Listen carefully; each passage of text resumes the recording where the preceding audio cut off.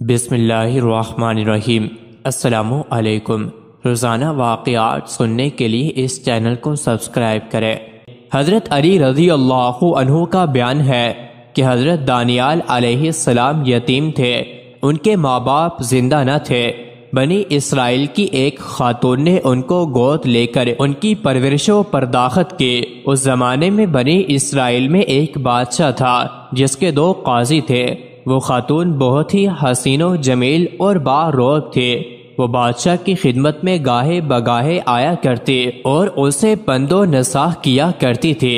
اس خاتون کی وقتاً فوقتاً بادشاہ کی خدمت میں آمد و رفت کو دونوں قاضی بڑے غور سے دیکھا کرتے تھے۔ اس کی محبت ان دونوں کے دلوں میں جاگزیر ہو گئی اور وہ اسے اندر ہی اندر دل و جان سے چاہنے لگے۔ ایک مرتبہ موقع پا کر انہوں نے اس پاک باز خاتون سے اپنی اندرونی کیفیت کا اظہار بھی کر دیا اور اسے یہ باور کرانے کی کوشش کی کہ ہم دونوں تم سے بہت زیادہ پیار اور محبت کرتے ہیں۔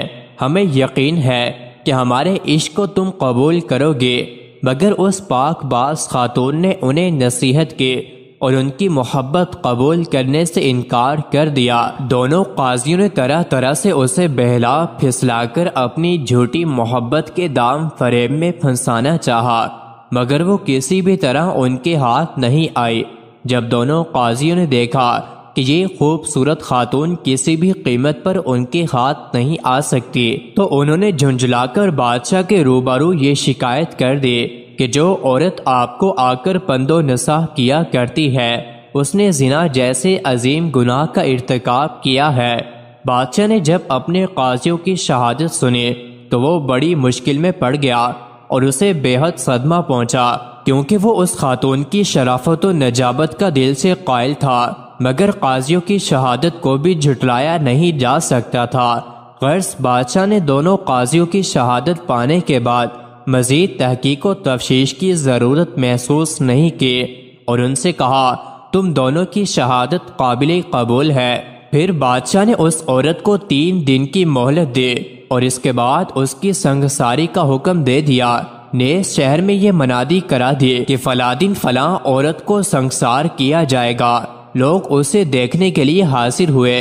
بادشاہ نے اگرچہ اس عورت کی سنگساری کا حکم دے دیا تھا، مگر اندر سے وہ بہت پریشان تھا۔ اس نے اپنے ایک معتمد وزیر سے پوچھا کیا کسی ہیلے بہانے سے اس عورت کو سنگسار ہونے سے بچایا جا سکتا ہے؟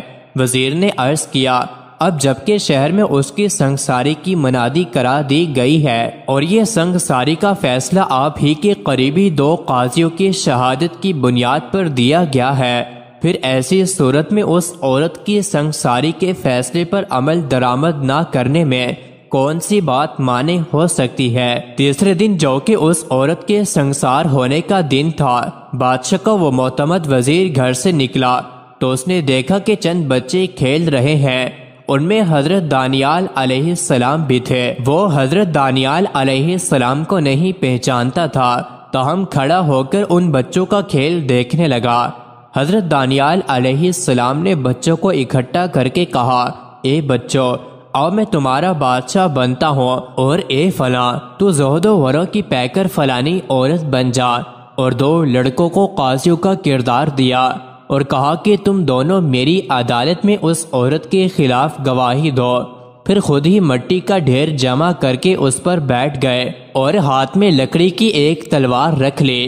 اب صورت ایک عدالت کی تھی۔ دونوں قاضی لڑکے اور وہ لڑکا جو عورت کے روپ میں تھا سامنے کھڑے تھے۔ حضرت دانیال علیہ السلام نے دوسرے لڑکوں سے کہا کہ وہ ایک قاضی کا ہاتھ پکڑ کر دور فلاں جگہ لے جائے۔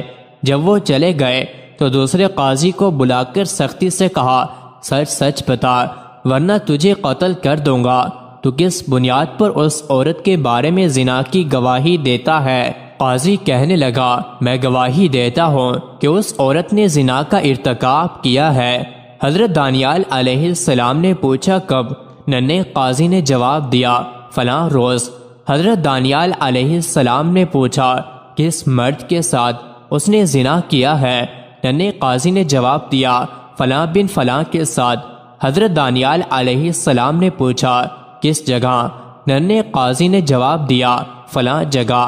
حضرت دانیال علیہ السلام نے لڑکوں سے کہا، اس قاضی کو لے جاؤ اور دوسرے قاضی کو میرے پاس بلا لاؤ۔ لڑکوں نے حکم کی تعمیل کی۔ حضرت دانیال علیہ السلام نے اس دوسرے قاضی سے بھی وہی سوالات کیے جو پہلے قاضی سے کر چکے تھے، مگر اس دوسرے قاضی کے جوابات پہلے قاضی سے مختلف تھے۔ حضرت دانیال علیہ السلام زور سے اللہ اکبر پکار اٹھے۔ بادشاہ کا معتمد وزیر جو کہ یہ سارا منظر دیکھ رہا تھا، وقت ضائع کیے بغیر بادشاہ کی خدمت میں پہنچا اور اس کو بچوں کا یہ کھیل تماشا کہہ سنایا۔ بادشاہ کو ہوش آیا اور اس نے حضرت دانیال علیہ السلام ہی کی طرح دونوں قاضیوں کو بلاوا بھیجا اور انہیں الگ الگ کر کے ان سے بیانات لیے۔ معلوم ہوا کہ دونوں کے بیانات مختلف ہیں۔ چنانچہ بادشاہ نے لوگوں میں یہ منادی کرا دی کہ قاضیوں کے قتل کا مشاہدہ کرنے کے لیے لوگ فلاں میدان میں اکٹھے ہو جائیں۔ پھر مجمع عام کے سامنے بادشاہ نے دونوں قاضیوں کو کیفر کردار تک پہنچا دیا اور پاکیزہ خاتون کو باعزت اس کے گھر بھیج دیا۔ مزید ایسی ہی ویڈیوز کے لیے چینل کو ضرور سبسکرائب کریں۔